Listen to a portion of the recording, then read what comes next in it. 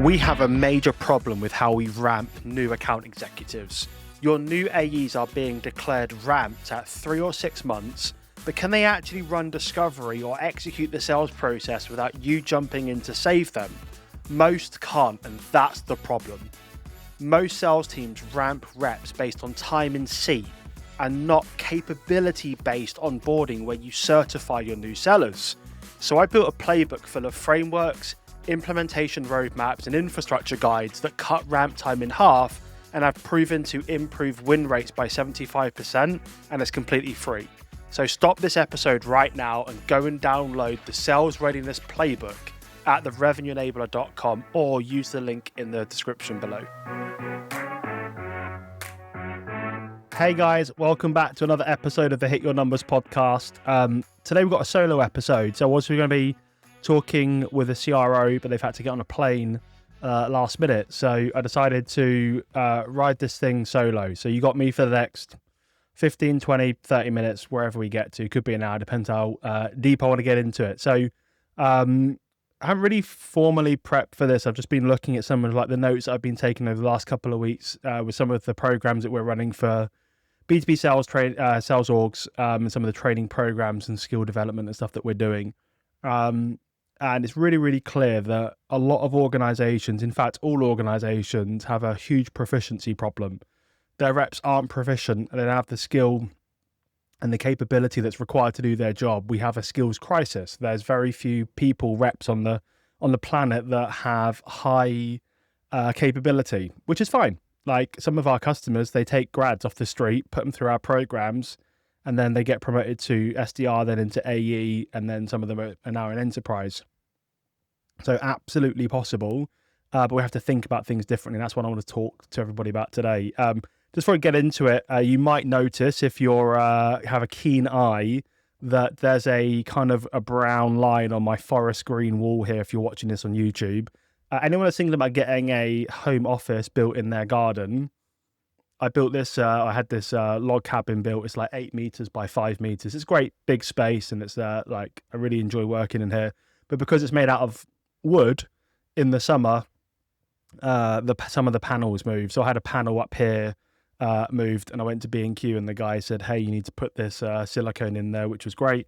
He said, just paint over it. And I went to paint over it, and the paint won't stick to it. It's just running straight off. So anyone that's thinking about getting a log cabin, think long and hard, because the wood does move when it gets hot, and then you'll be forever plugging the gaps. So I've got a couple around the other areas, but they're not on camera, so I'm not too bothered. But anyway, just thought I'd call that out if anyone's got a keen eye. If you've also got a keen eye and you haven't listened to any of the other podcasts that I've put out, I'll answer the question that's probably going through your head right now. If you're watching this on YouTube, have you had a hair transplant? Yes. I think yesterday I did a post on LinkedIn, 89 days, I think. So I think today's like day 90. So 3 months into the hair transplant. Got a couple of months to go, but it's already kind of thickening out, which is quite nice. So yeah, watch this space. It'd be good to reflect back on some of these podcasts over the next kind of 12 months and see the transformation. But anyway, with transformation in mind, let's talk about revenue transformation. Okay, so we're speaking about proficiency plans. So most of the organizations, I've just got some notes here that I'm just using as we kind of go through the conversation today. As I said, wasn't expecting to do a solo episode today. Right, so a lot of the organizations that we work with, they've brought in new sales tools, they've refreshed their tech stack, they've moved from SalesLoft to Gong, from ZoomInfo to Full and Rich, or whoever it is that they're using. And don't get me wrong, like those tools are helpful, but a lot of the teams that have all of these tools, like some of them, you can't even see their search bar on Google because they've got so many Chrome extensions, and they're still struggling to book meetings and convert opportunities into close won deals. Or more recently, we're being brought in to help with the post-sale value realization, expansion revenue, and then obviously retained revenue renewals. So we've tried all the sales tools. We're now going through the AI boom, and everyone's buying AI tools, giving their teams access to Claude, ChatGPT, Gemini, Perplexity, all these different AI tools. Again, we're not properly upskilling people on how to use them, so they're just putting in crappy prompts and getting crappy outputs and then blaming AI, or they're actually using it and getting even worse responses or execution outcomes. We are changing the outbound motion. We've been changing pricing and packages, trying new messaging, trying to buy enablement solutions like learning platforms and not putting any learning content in there. Absolutely wild. And despite all of these things that we're doing, most of the time when we speak to an organization, their reps are way behind on pipeline and have anywhere near enough pipeline coverage to hit their revenue goals, which are growing every quarter. Pipeline is getting stuck. So when we do a win-loss analysis, and we also look at open deals in the funnel, they're just getting clogged in the funnel. We call it pipeline bloat. Reps are just pushing stuff in there to hit a pipeline KPI, and then it's just getting stuck because they're not real. There's no compelling reason to buy. There's no value in change. There's no urgency. So people are just like, I'll just sit here until you get bored and you put me into closed loss kind of thing. Ghosting's happening, forecasting. Like, this is a funny one. Forecasting, everyone's like, oh, I've got to solve these deals that are slipping. They're not slipping. They actually aren't slipping. They weren't forecast ready. They should have never been in your forecast, because if you open up your playbook right now, which most of you won't have like depth around, you probably don't have the categories of commit, best case, pipeline, upside, most likely, whatever it is you're using, with clear documentation on what commit actually means and when we should be using it. You probably don't have really solid documentation around the sales stages, the steps inside of those stages, and then the exit criteria, things that we need to capture evidence around before we move from stage 2 to 3, for example. So actually, a lot of your forecasting problem isn't slippage. You don't need to go and buy slippage tools. You actually just need to make sure that your reps have a compliance document where they are compliant with your pipeline stages and the process around go-to-market, customer acquisition, retention, whatever it might be, and then just train, coach, and develop people and align them to that playbook and hold them accountable to that playbook, and have tough conversations with people if they digress and go off and do it their own way. Ramp times aren't changing. If anything, it's taken longer to ramp people, but we've got all of these tools and all of these enablement functions. Managers are overwhelmed because they've got more reps than they used to have, but those reps aren't capable, so they're firefighting. They're constantly going back-to-back Zoom meetings, trying to save deals rather than getting really intimate with their sellers and understanding their needs, wants, and desires, looking at their skill gaps, doing a skills audit, building proficiency plans, which is what we're talking about today, so that they can then help build and develop capable sellers, so that they can then have more time to coach reps before the deal goes bad, and help drive more of those deals to close one. And then we just see a lot of deals get to that proposal stage, where a rep puts a unpersonalized proposal in front of a economic buyer, if they can access one. Most of the time they don't. They just email over a proposal deck. Someone that then is an experienced buyer in most cases tries to present that to somebody, and it gets rejected because the economic buyer sees no value in change. They shouldn't be prioritized. So it's just a harsh reality, right? A lot of organizations have a massive proficiency problem, and that's why my 2-and-a-bit-year-old business is booming, because we have evidence of being able to close capability gaps, skill gaps inside of B2B sales organizations, and have evidence that the outcomes there, we drive revenue outcomes. So let's kind of walk you through what the proficiency plan looks like in this episode and some things just to think about. Okay. So there's 4 questions that most organizations really, really struggle to answer. Okay. The first is, what does great actually look like? So one of the tools that we're building out here to go like alongside of our services and professional services offering is a tech platform.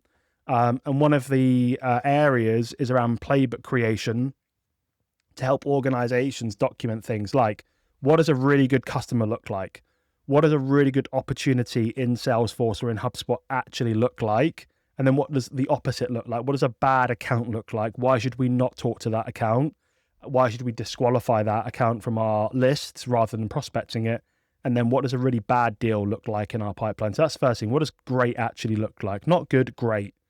Which skills in our organization matter the most? If we're selling something that can be sometimes perceived as a nice to have, those are very different skills that are required, right? If you're working for a new category startup or a startup inside of a busy category, those skills are very different to working at a very, very well-known and established category like CRM.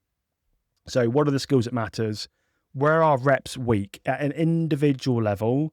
And then how are we going to systematically improve that capability? What are we actually going to do as a revenue organization, as a team of leaders or managers or whatever your org structure is? What are we going to do to actually solve this problem around capability. Okay. Now, most of the time, the sales reps in those organizations say to us when their boss isn't around, they just tell us in the coaching session, like, ask better questions, you need to create more urgency in your deals, James, or you need to control the deal better. You just have very good control over the deal. These are all things that we know we need to do. I know I need to ask better questions. I know I need to create more urgency. I know I need to control the deal. I know I need to do this. I know I need to do that. I actually don't know how to do it. I need you to help me do it. I need you to show me how to do it. I need you to do it in front of a real deal. Help me do it with one of my live opportunities. I want you to help me prepare for the conversation. I want you to then coach me on that conversation. And then I want you to help me role play and develop those skills, all of the other bits and pieces, right? We won't get into the detail. But that's one of the problems, right? Is people just say, hey, you need to do more of this. You need to do more of that. But people can't quantify business impact. They can't build a problem. Discovery isn't just for the seller, it's for the buyer. And we need to help them discover a big problem that they might not be thinking about, or help them see the root cause of the problem differently, which aligns to our unique capability. We're not building problems. We're not helping them quantify business impact. We're not helping them navigate the decision process. We're not helping them shape the deal internally and get their initiative over the line compared to a competing one, right? So just one of the things that we're seeing, and why, like, traditional enablement, if you're lucky enough to have an enablement team, majority of them really struggle to drive transformational change because they lack credibility in front of your sales organization. So they stand up and say, hey, we're going to do this. And everyone's like, have you ever done it before? Or you haven't done it for 20 years. So, sometimes having enablement run those sessions isn't the best thing to do. Maybe they should support the revenue leader creating the content, but then your line managers, or if you're a solo kind of VP sales, then the enablement function can help you provide you all of the content so that you can then just focus on delivering the program and driving transformation. The other thing that we see with enablement in general is we get some inbounds and like, hey, can you come speak at our SKO? Or can you come do like a 1-day, 2-day boot camp? And we actually turn down those opportunities unless we can get some reinforcement built into it, not because we're trying to build the deal out, but because we know that those things just don't work. It took me 8 years to get formal sales training. And when I did, it was 2 days in a warehouse somewhere. And the content was pretty good, but it wasn't really properly reinforced. So it didn't really have the impact, I think, that the organization was hoping for it to have. And they spent a hell of a lot of money, a terrifying amount of money. So a lot of like traditional enablement fails because they try and do like these one-off events. There's no reinforcement, there's no accountability, there's no evidence capture, there's no, hey, go do it, here's a scorecard, we're then going to certify you against evidence of you implementing it or not implementing it.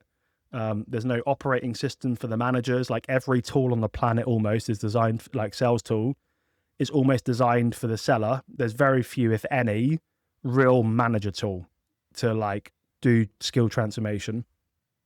So no wonder these people struggle, because they get promoted to manager or leader, or like me, VP of sales, through being a good salesperson, good performance, and then people don't say, hey, here's an upskill, like here's a program on how to upskill you to become a really good leader, how to recruit, how to forecast, how to onboard, how to have tough conversations, how to run a one-on-one, how to run a forecast meeting, what a good playbook looks like, how to build a capacity model, all that kind of stuff. So it just doesn't happen, right? So a lot of these kind of managers get promoted and nobody teaches them coaching, like behavioral reinforcement, skills assessment, skills audit, what skills should they have by role, capability development. Just doesn't happen. Managers are just stuck firefighting, jumping onto a forecast, trying to get through everybody's deal because they haven't got time to properly do it, because they're jumping on everyone's calls and trying to save those deals.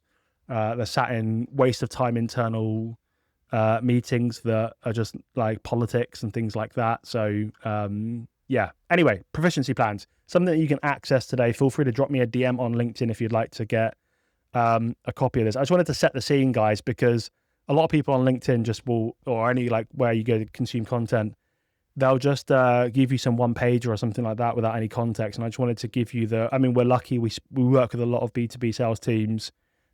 We speak to a lot of CROs and VPs that come to us around, hey, I've just come back from SKO and the number's bigger, and I'm looking around the room and I'm like, these guys don't have the capability to get there. I can't hire more people. So we have a lot of context, luckily, from speaking to a lot of sales leaders, and then working obviously with the AEs, the SDRs, the account managers, the customer success managers in those teams to help those sales leaders then build capable sellers. So the first thing we need to do is we need to think about the skill gap. So what is the skill gap that we need to close? Okay, so you need to listen to calls. You need to do some ride-alongs. One of my favorite things I used to do was block out a couple of hours and just sit next to a rep while they were kind of working, and just observe and be like, hey, look, I want to just see if there's anything I can do to help you be more effective and more efficient.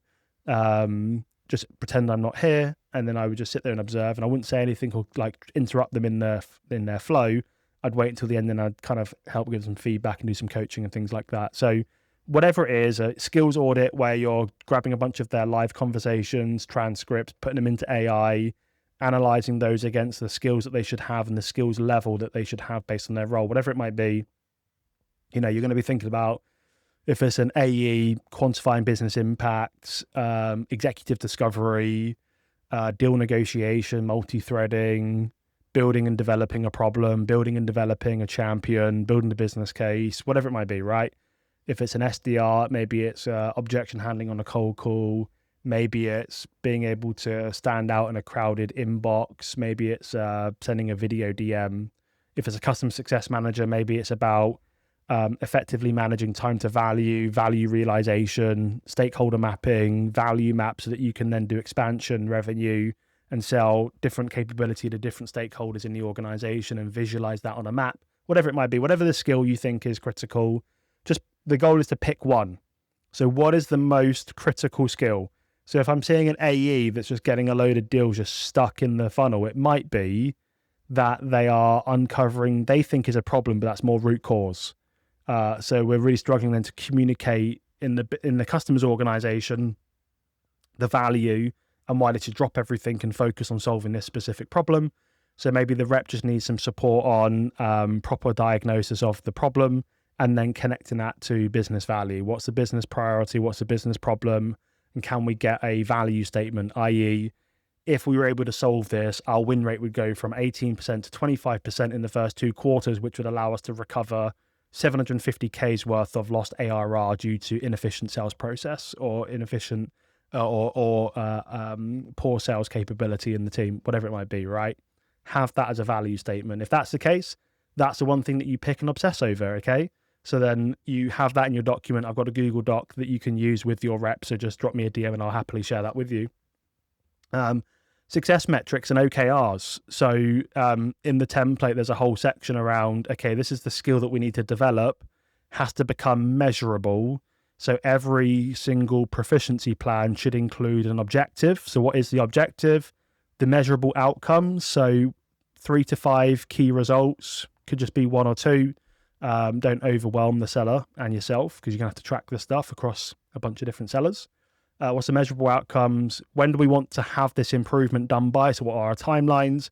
And are there clear expectations? Okay, it might be increasing medic adoption. It might be improving discovery quality. It might be reduce no decision losses. It might be improving pipeline coverage, whatever it might be. Like, really anchor onto something that's going to help create clarity for you and the seller, so there's no gray area, and then document it. Okay, so first is around documenting the skill. You have to make the time, do a skills audit.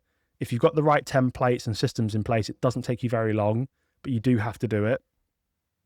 Then you need to have a section around how we're going to measure success. So this is the skill gap we've got, and then this is like the problem statement. This is what it's costing us as a rep. And then how are we going to measure success? So what would good look like at the end of this?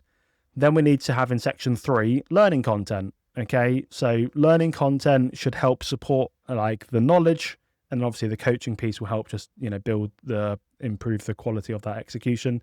But remember, reps don't need more information. They need context. They need the learning that's connected to the deal. So open up the CRM, and then use a deal in the learning, in the training. If you're doing it live, then do a simulation with that rep, and whenever there are opportunities that's either gone bad as a result of this skill gap, or you can see it happening and you use it as an opportunity to, yes, rescue the deal, but also to teach them and be like, look, can you see the signals on why this could potentially go bad?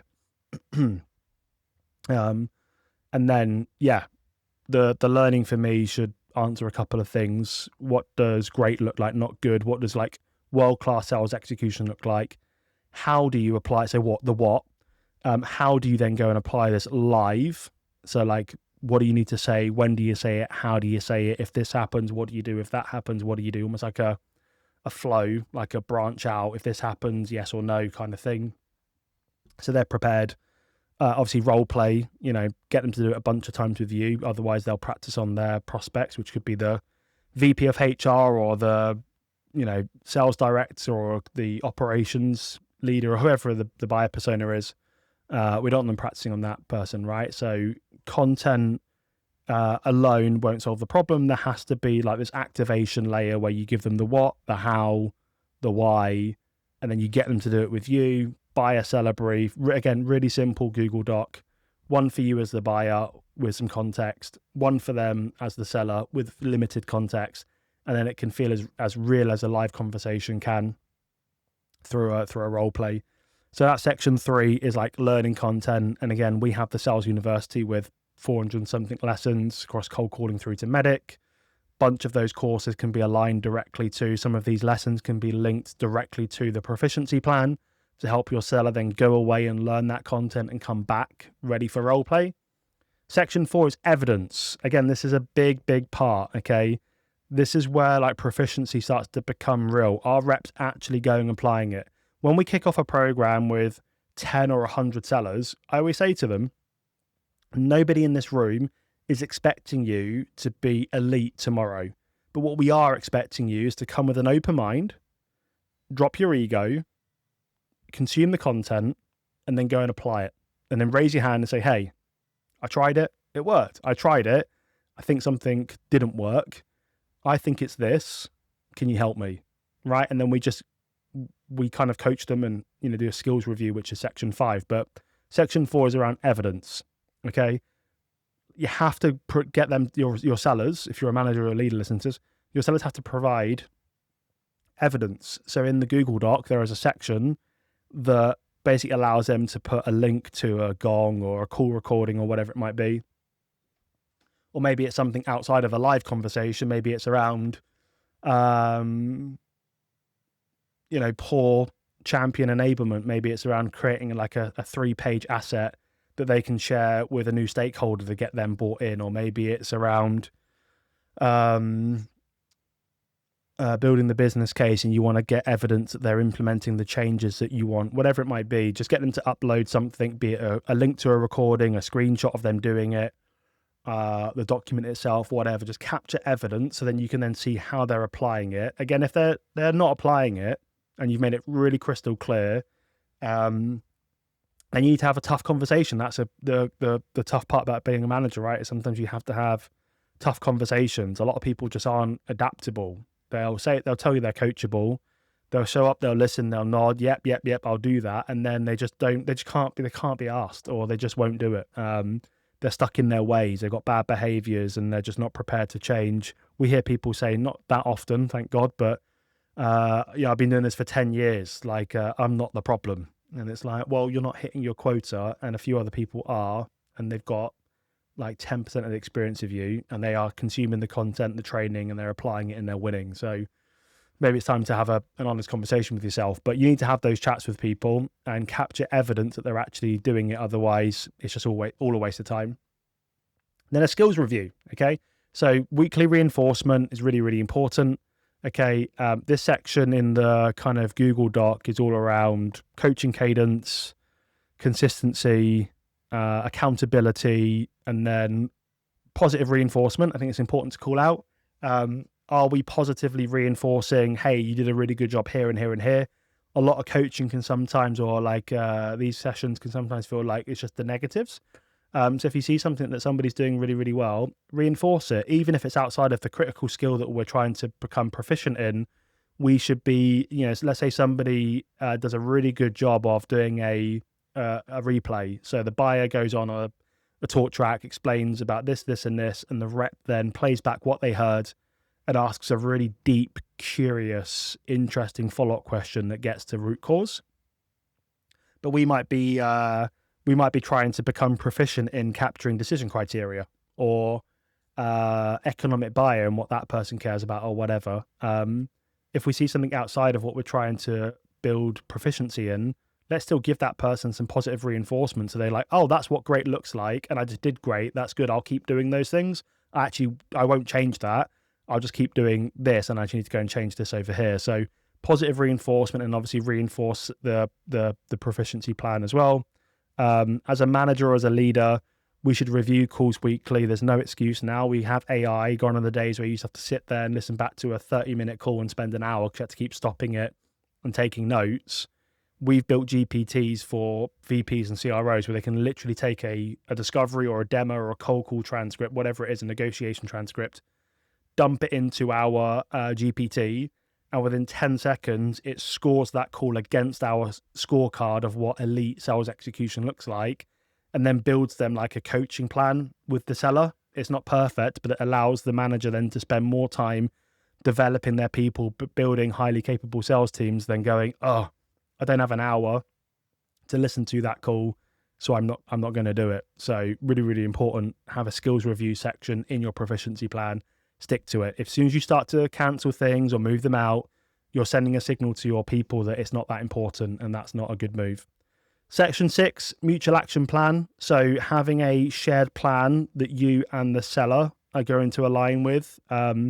Things like moments when we're going to do reinforcement. I'm going to observe 3 calls this week for you. I want you to do the same.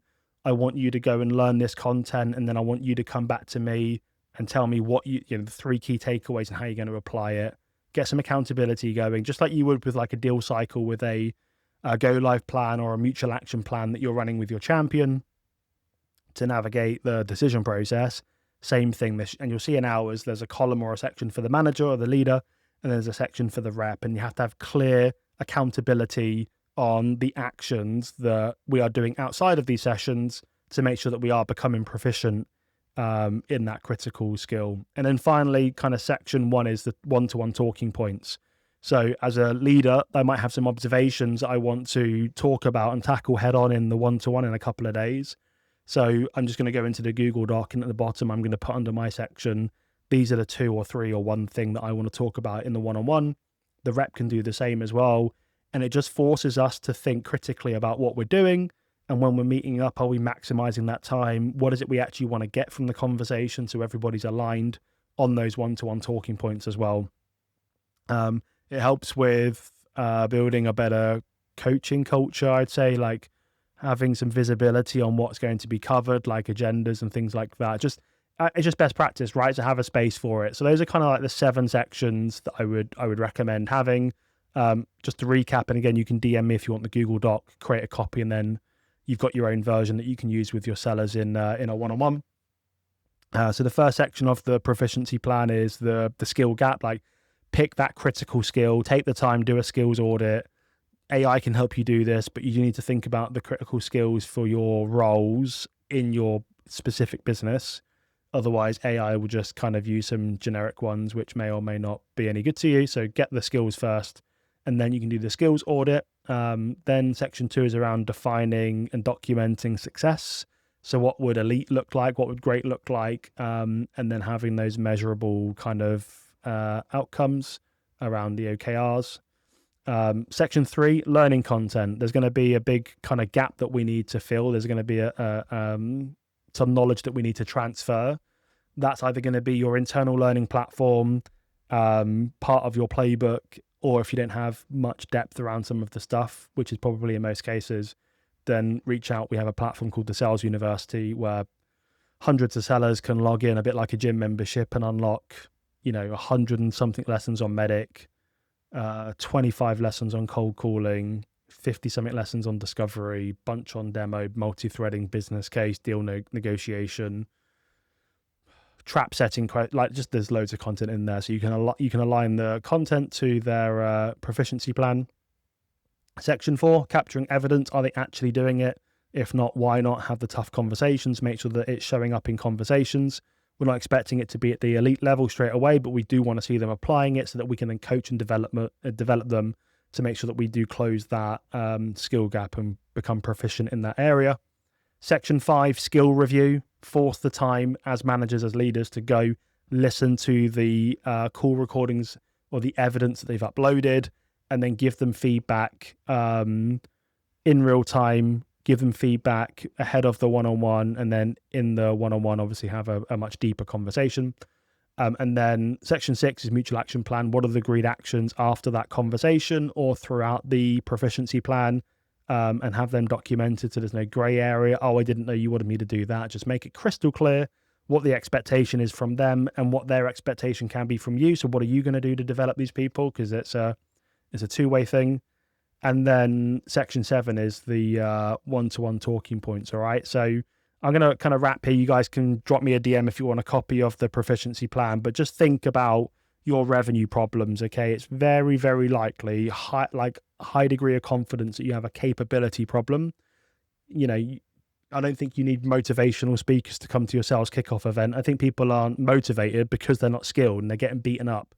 It's tough. Like, go do their job with their level of experience and their massive skill gaps. And, you know, it's hard to stay motivated. You can write your goals down every single day. You can have a great office culture where you've got, you know, the right people saying the right things, living the values and all that kind of stuff. But over time, it can be tough. It can beat you up. And like chucking a beanbag on the floor with some free cans of Coke in the mini fridge, they're not enough, as we all know, right? But unfortunately, organizations lean far too much into that and less into building highly capable, proficient sellers that are confident because they're capable. So if you feel like you need some help with this, we work with lots of B2B sales organizations, top of funnel reps that do deal execution like account executives or BDMs, and then also, like a lot more recently, moving into that account manager and customer success manager roles and around expansion revenue, and then retained revenue. How do we renew? How do we improve the quality of the way that we run the entire end-to-end customer lifecycle? So yeah, thanks for hanging out. I appreciate this was a bit of a solo episode. We will bring you some more content with CROs, VPs of sales, heads of sales, individual contributors, founders, bit of everybody. But for now, drop me a DM if you want a copy of this Google Doc. Like I said, it's not overly complex, but it does take you have to put in the time to make it work. But I promise there's nothing that you can invest your time or money in right now than this kind of like some of these free tools like a proficiency plan. You can go and buy a 50 grand sales tool, 100 grand sales tool. You can buy this widget, you can buy that tool, you can buy this. But the harsh reality is nothing will move the needle anything like highly capable sellers. I think we all know that. I think sometimes we struggle with time, and that's why there's transformation partners like the Revenue Enabler who help kind of acts as an extension of your team to close the skill gaps and drive revenue outcomes. So yeah, if you want to talk about that, book in a strategy call with me. We can explore what you've got going on, look at, you know, your current state, where do you want to get to tomorrow, what's stopping you from getting there, and I'll then talk to you about how we help organizations like SEP2 grow win rates by 75%, average deal size by 31%. RTB House have doubled their pipeline since working with us. And these are all video case studies from the sales leaders on our website, but also there's, I don't know, a wall of like 70, 80, 90, 100 testimonials and reviews from anywhere from an SDR through to a CRO. So yeah, we've got lots of evidence that this stuff seems to work. If you need some help, reach out, no pressure, happy to have an open conversation and see if we're aligned. All right, guys, I will see you on the next episode of the Hit Your Numbers podcast soon. All right, thanks for listening to this episode. I've got something else I want to give you before we wrap up here. So we've built the leading skill optimization platform with 400 plus sales lessons, 12 courses from prospecting all the way through to late stage deal negotiation and more, one-to-one sales coaching and AI sales assistance. And I want to give you 7 days free access to the platform. The reason I want to do this is because nobody gets a degree in B2B sales. And after training and coaching hundreds of sales reps and teams in the last 2 years, most haven't mastered critical selling skills. And it's preventing them from being promoted, earning great money, and building a great career in B2B sales. So go to the revenueenabler.com, grab a free trial and join hundreds of salespeople that are closing their skill gaps and mastering sales. There's a link in the video description. I'm looking forward to getting you set up. Give me a shout with any questions.